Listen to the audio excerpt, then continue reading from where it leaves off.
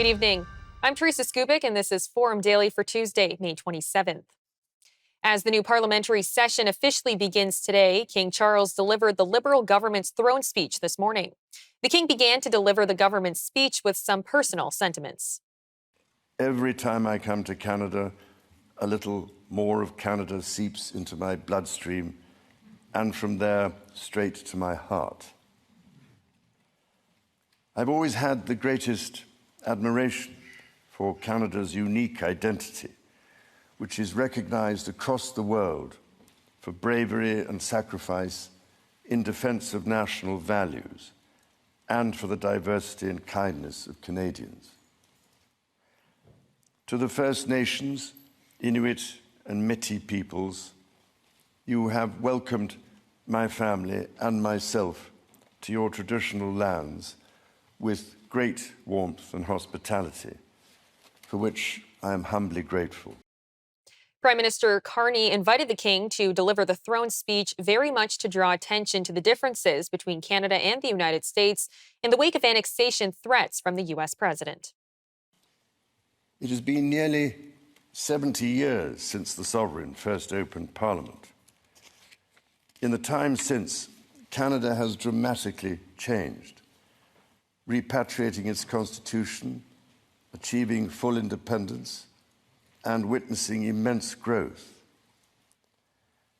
Canada has embraced its British, French, and Indigenous roots and become a bold, ambitious, innovative country that is bilingual, truly multicultural, and committed to reconciliation. The Crown has for so long been a symbol of unity for Canada. It also represents stability and continuity from the past to the present. As it should, it stands proudly as a symbol of Canada today in all her richness and dynamism. When my dear late mother, Queen Elizabeth II, opened a new Canadian Parliament in 1957, the Second World War remained a fresh, painful memory. The Cold War was intensifying. Freedom and democracy were under threat. Canada was emerging as a growing economic power and a force for peace in the world. In the decades since, history has been punctuated by epoch-making events: the Vietnam War, the fall of the Berlin Wall, and the start of the War on Terror. Today, Canada faces another critical moment. Democracy, pluralism, the rule of law, self-determination, and freedom are values which Canadians hold dear, and ones which the government is determined to protect. The King concluded the speech from the throne by praising Canada as a force for good in the world. When my dear late mother addressed your predecessors 7 decades ago, she said that in that age and against the backdrop of international affairs, no nation could live unto itself. It is a source of great pride that in the following decades, Canada has continued to set an example to the world in her conduct and values as a force for good. As the anthem reminds us, the true North is indeed strong and free.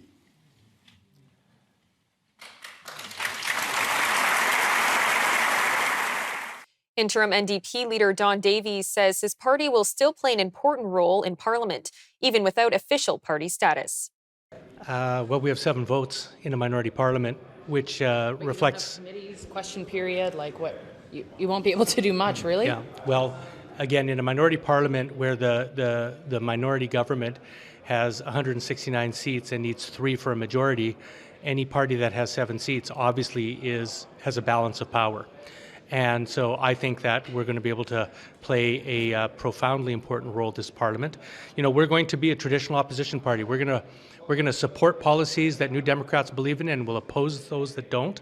And I think that there's, as in every minority parliament, a real opportunity for us to push and promote progressive policies and hold this government to account in a way that you can't do in a majority parliament. One of the arguments I've made is we're a national party. We had 1.2 million Canadians vote for us, and it's important that we have the tools we need to function and discharge that responsibility. We're going to do our job no matter what as New Democrats.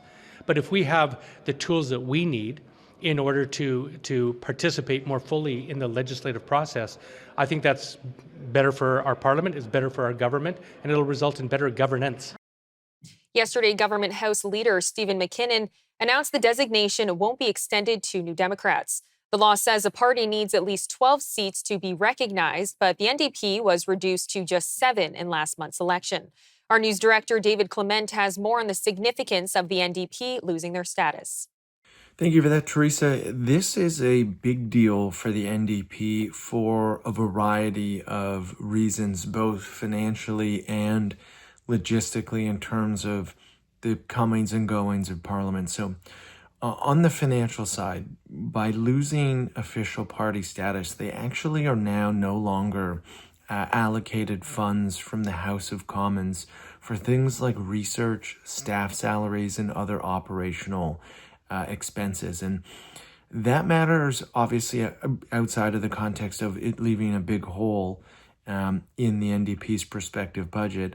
It matters in the context of the NDP's already troubling financial position. So they weren't going into the last election in a particularly strong state financially. They've just run a national campaign. They've spent a lot of money, obviously, because elections are expensive. And now they've lost one of the most important aspects financially in terms of being able to cover the costs of being a national party and trying to operate across the country. And so what this means now is that much of those expenses are going to have to be covered by either the federal party itself, which is not necessarily in the best fiscal position, or the MP budgets for the 7 members of Parliament that they do have. And obviously, if you only have 7 members of Parliament, those funds are limited. So huge financial impact in terms of what this means for parliamentary proceedings and their role in crafting legislation and the day-to-day operations of the House of Parliament. So because they've lost their official party status, they actually do not have the same privileges during question period that the other parties will have. And so without official status, they'll have fewer opportunities to ask questions of the government, and they will be essentially at the discretion of the new Speaker of the House in terms of when they're able to pose questions to the government. And so that matters significantly in terms of their ability as a federal party to hold the Liberals to account and to truly act as an opposition party. It also limits their ability to participate in committees. So their participation in committees is no longer guaranteed.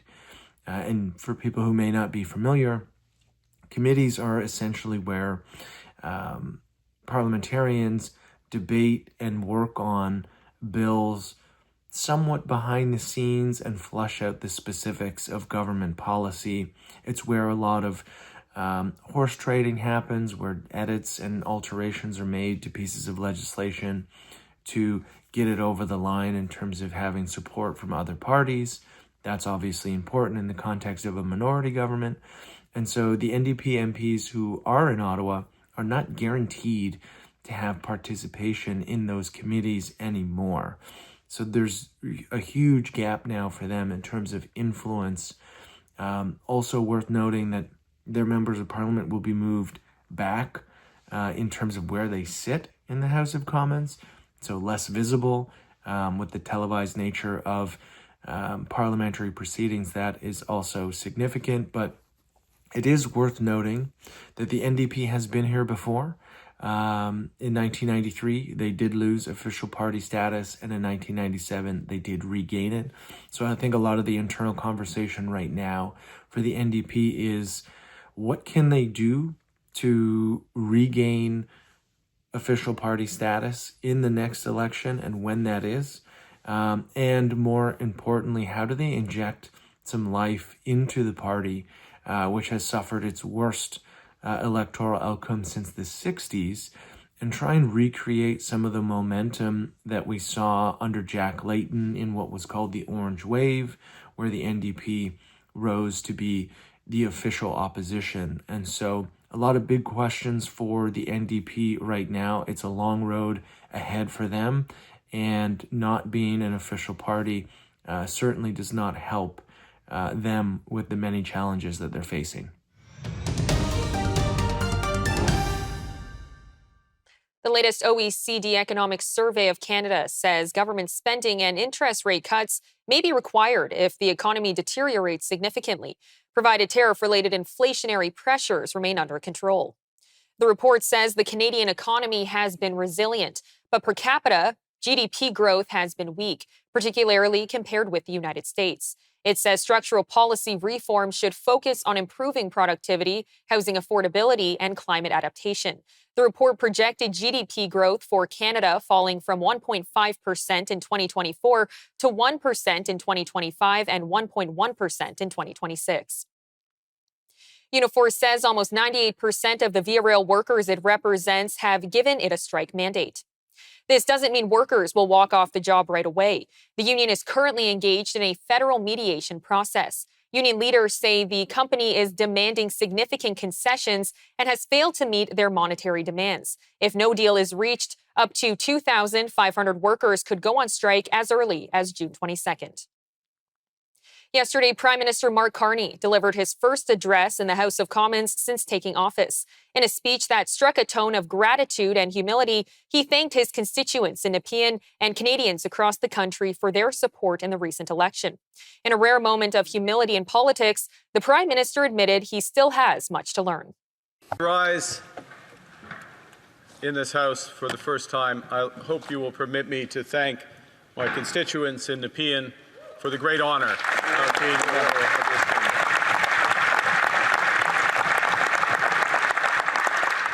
And I'd like to thank Canadians, Mr. Speaker, for the trust that they have put in this government, but in all members of this great House. Hear, hear.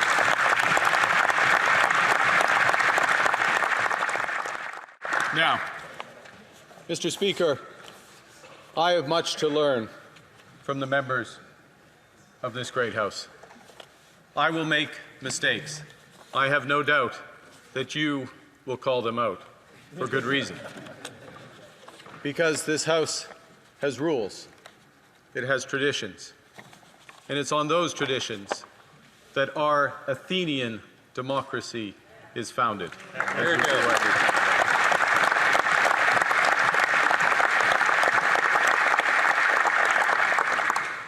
Yes, we are Athens. They are Rome. On va triompher. We will prevail. We are in the golden age of Athens. Thank you, Mr. Speaker. You have my support.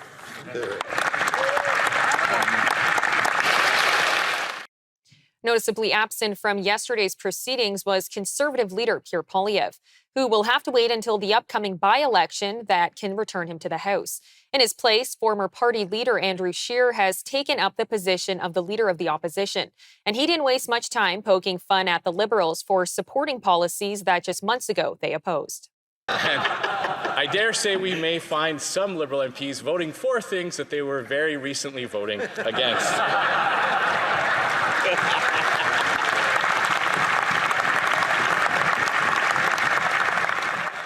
This is where the government is held to account. They have an enormous amount of power, and we, parliamentarians, must provide ruthless scrutiny on every dollar taken out of their pockets, every infringement on their liberties, and every single decision this government makes.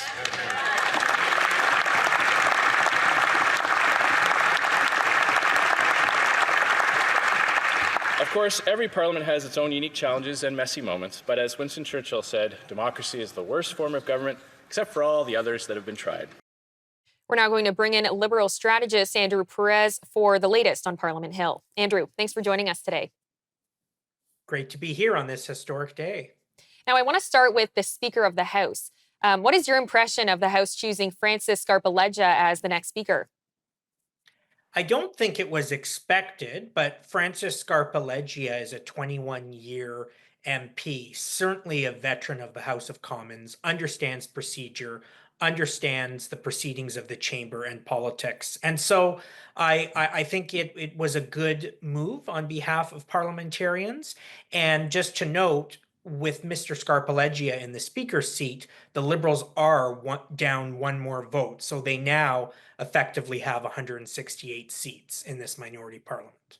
And is there a risk that the Liberals have given up a seat to fill it with the Speaker?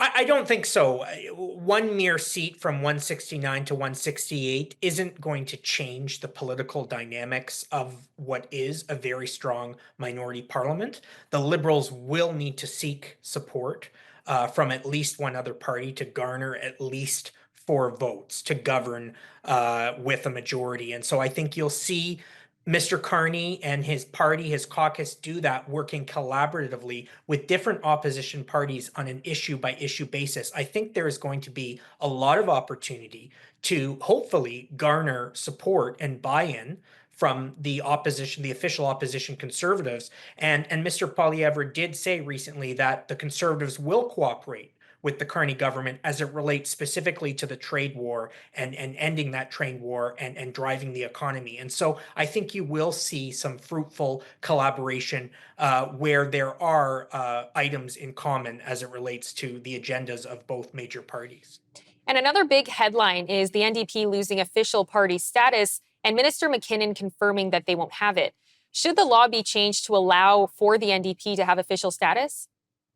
No, I don't think the rules should change. I don't think rules should change every election cycle to make exceptions. The NDP ended up with 7 seats. 12 seats are required to be recognized as an official party in the House of Commons. And with that official recognition comes a great deal of funding for research, for communications, for policy, for hiring staff. The NDP, because it doesn't have party status, essentially are 7 independent MPs. And so that will make it difficult for the NDP in Parliament, but I don't think that we should make an exception and grant the party official party status when they did fall 5 seats short of the 12 members needed for that. And how much harder will this make rebuilding the NDP? It's going to be the NDP are in between a rock and a hard spot because they now lack the funding to hire staff to help take on the government and hold the government to account. And so, as I said, what you essentially have are 7 independent MPs supported by the staff members in each of those MPs' office. There won't be a leader's office with research, policy, and communication staff. But the silver lining for the NDP is this is a minority government, and the Liberals are a mere 4 seats short of a majority. And so the NDP, if they're strategic, if they're smart, will be looking for concessions so that they can extract policy concessions from the government to say, we will support this piece of legislation if you make changes aligned with our vision. And so I think there is an opportunity for the NDP to at least exert some policy influence in this minority parliament. And I want to switch to the big news of today, which is King Charles reading the speech from the throne. Just how impactful is it to have the king in Ottawa, given the sovereignty threats leveled by Donald Trump? This, Teresa, was an historic day. It was a great day to be a Canadian, to see those crowds of patriotic Canadians enthusiastically celebrating our country and our institutions.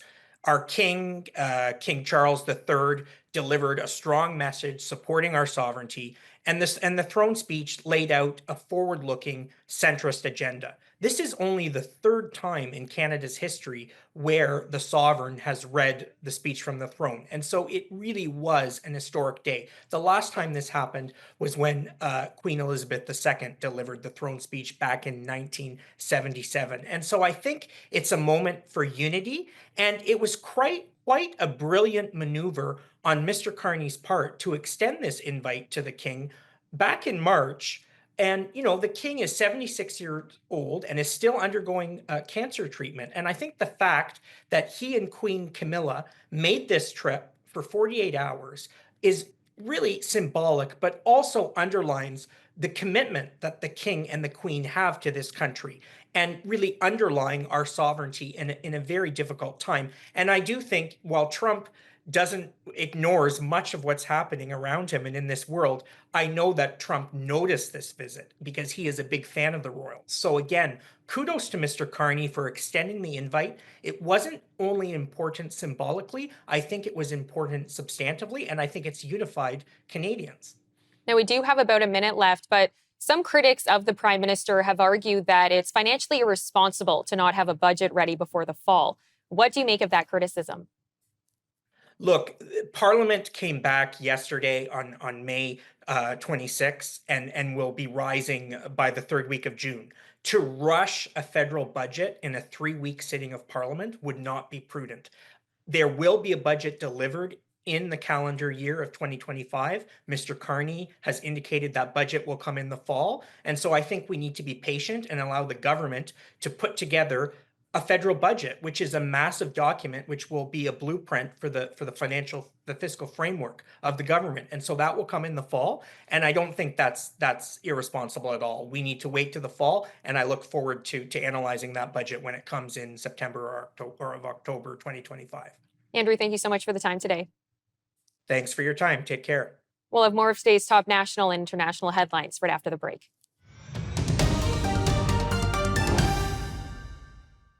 We reported yesterday that Israel has increased its travel warning for Israelis traveling to Canada, raising the travel advisory to level 2, which indicates that Canada represents a potential threat.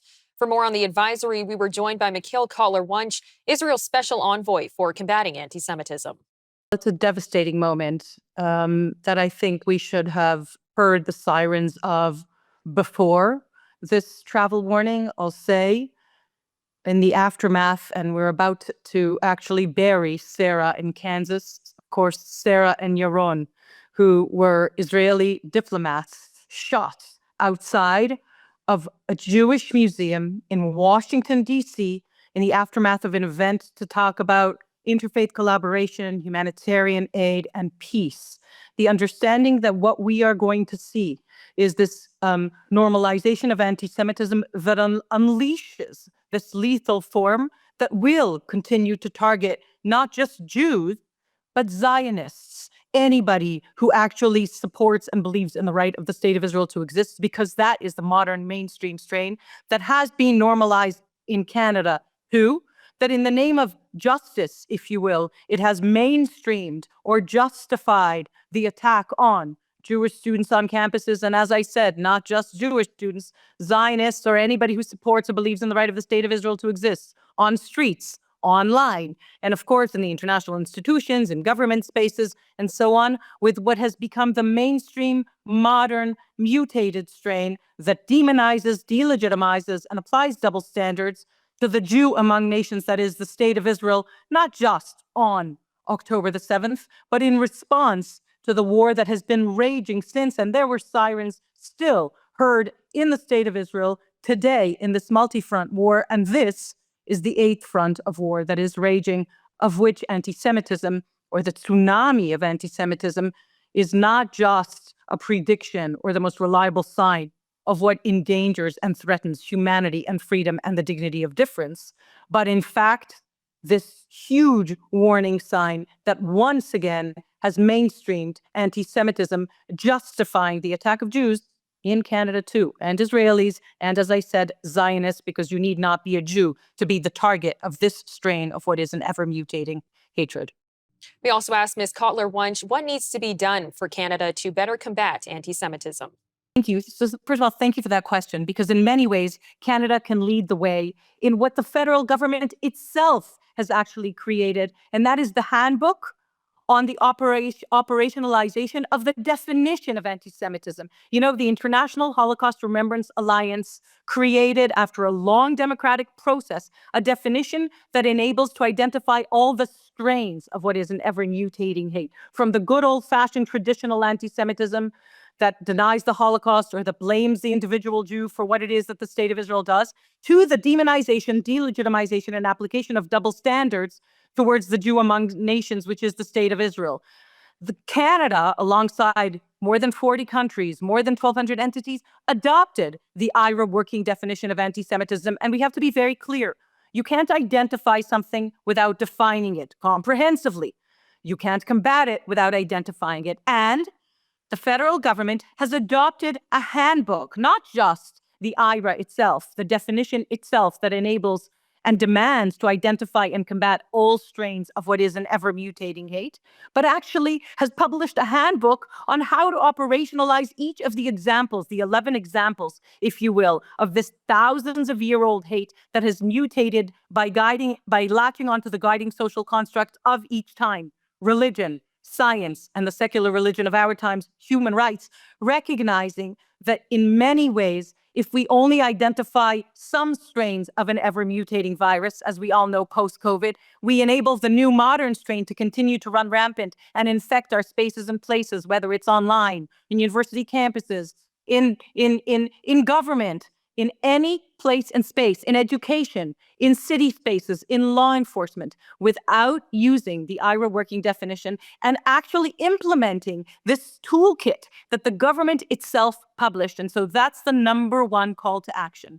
Use that resource that was created precisely in order to be able to enable countries, cities, universities, law enforcement to identify and combat anti-Semitism, and even more when it comes to Canada, implement that handbook that has been made accessible by the federal government, has been published in order to be able to be used across places and spaces. As I said, educational spaces, law enforcement spaces, municipal spaces, legislative spaces, social media or online spaces. And so Canada is really at a moment of reckoning of its own in the aftermath of what we think, if we think, is only exclusively able to happen in the United States with a gunning down in cold blood of Yaron and of Sarah, or of attacks that we see around the world, including in Montreal, in Toronto, in Vancouver, the targeting of individuals, of institutions, of schools. I don't need to tell you, there have been shootings at schools. There have been synagogues vandalized. There has been this mainstreaming of anti-Semitism, including in Canada. And this is perhaps which I call this never again is now moment, sounding the sirens that never again is right now. UK police say a car that drove into crowds celebrating Liverpool's Premier League victory is not being treated as a terrorist incident.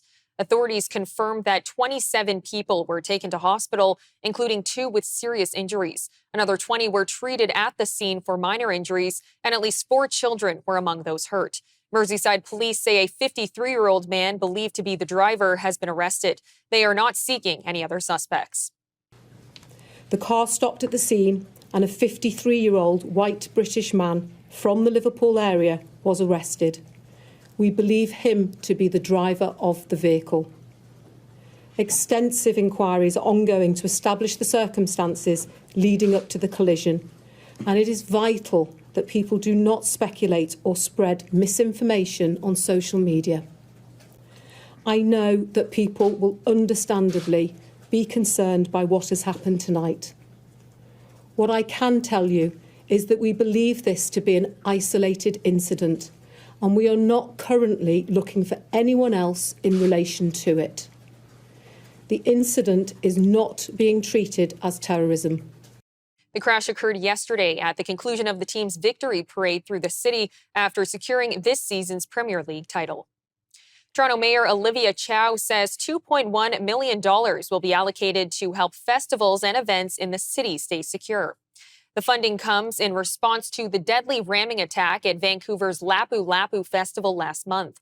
Ms. Chow says that people in Toronto must not let fear control their lives, so the city will work with festivals to ensure they are successful and safe. The City of Toronto says it will also share new resources to support event planning and delivery. A new poll released by Newfoundland and Labrador's Justice Department suggests that the majority of respondents feel more unsafe now than they did 5 years ago. The numbers were based on a survey of 4,485 people in more than 240 towns across the province. 73% of respondents said they felt less safe now than 5 years ago, with 67% believing drug trafficking was a common crime in their community.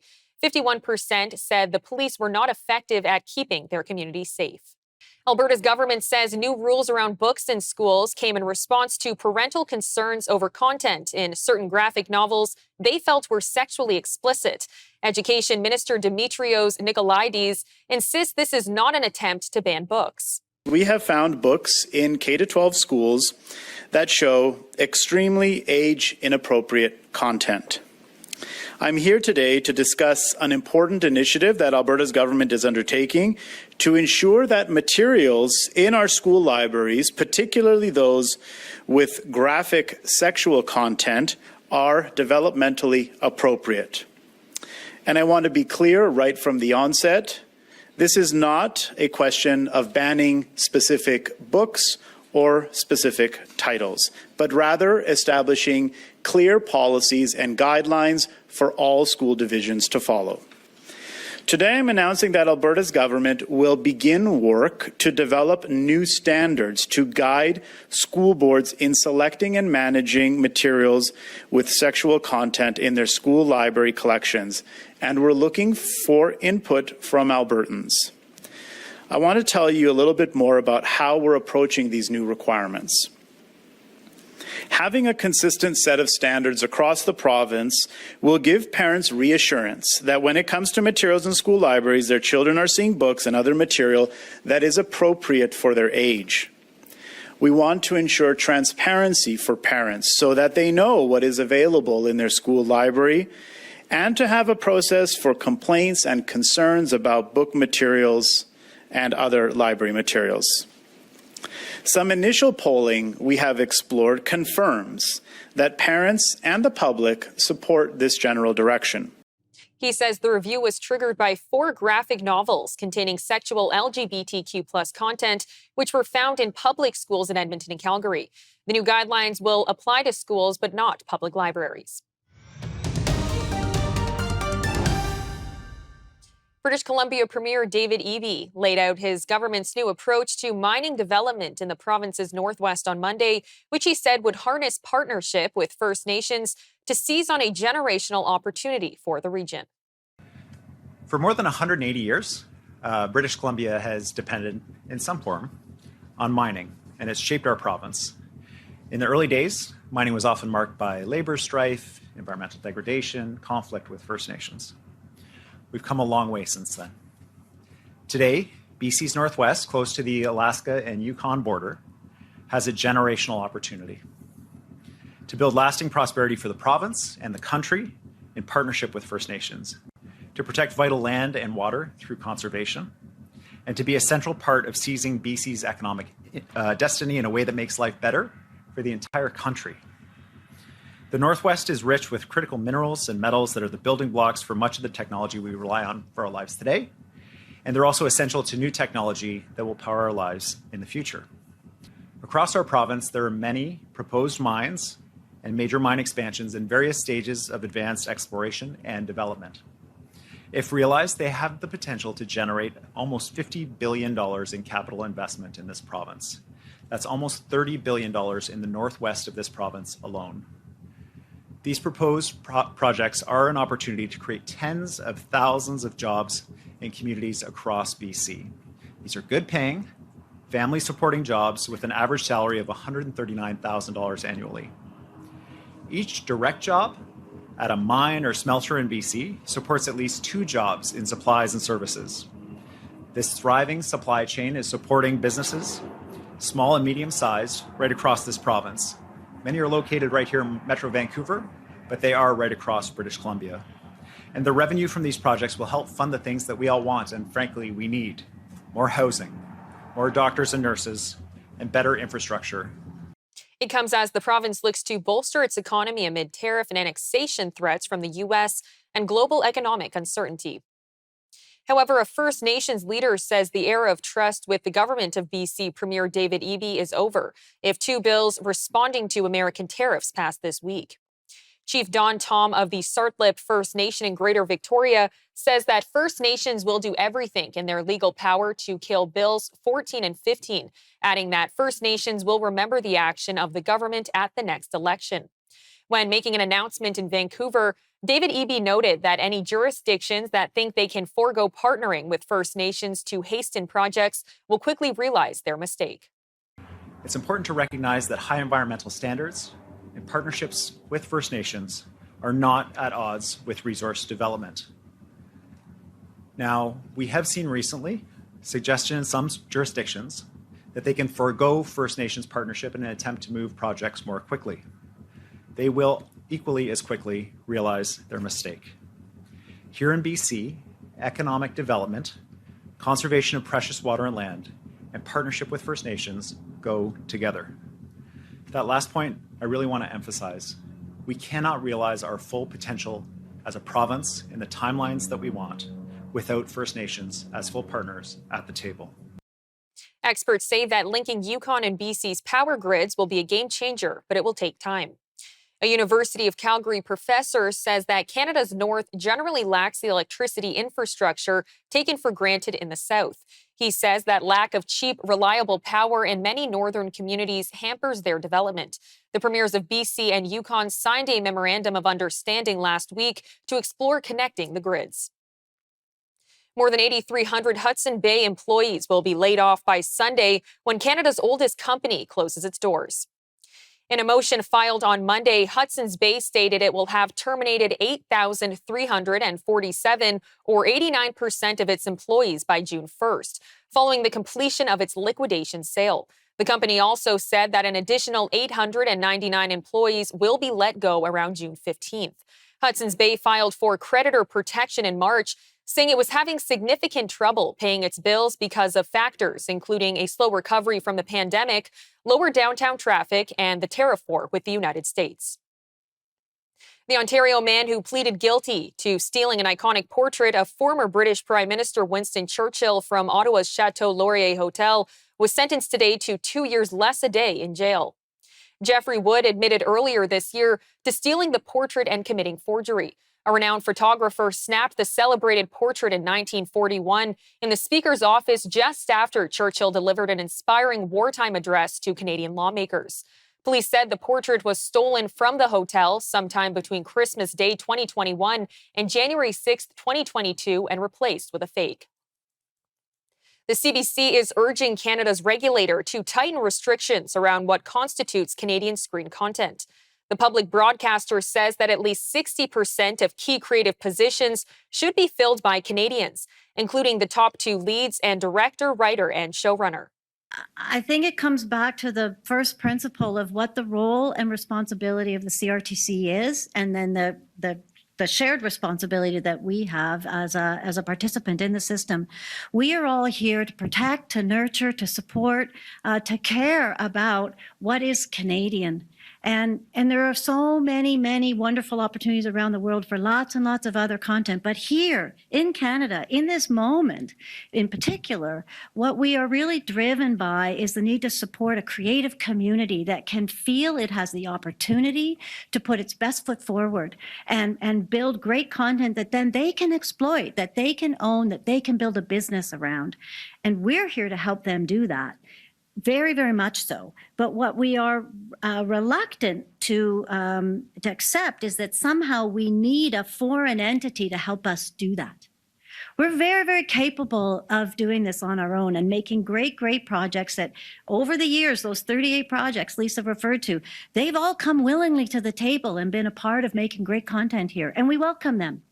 And we respect entirely that the streamers have entered into our country in a meaningful way, and they are here to stay. I don't think there's any doubt about that, and our audiences in Canada love them. And they have benefited enormously from being here in this country, and we look for opportunities through the system to be sure that they pay back and that they contribute and be a partner in a meaningful way. And that's not about giving away some of our Canadian control, creative, financial, or otherwise. It's about maintaining and holding on to what we have and finding ways for them to be a meaningful participant. Under the current rules, productions must earn at least 6 out of 10 points by filling key creative roles with Canadians. The Canadian Radio, Television and Telecommunications Commission is in the midst of a 2-week hearing with key industry players to update the Online Streaming Act. The Minnesota Frost won their second straight Professional Women's Hockey League Walter Cup with a 2-1 win over the Ottawa Charge on Monday night in Game 4. Keep our eyes on 16.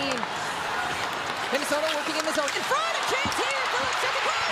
He scored! Minnesota Frost, back-to-back Walter Cup champions. Liz Sheppers was the overtime hero for the Frost as she netted the game-winning goal for the second year in a row to claim the Walter Cup title.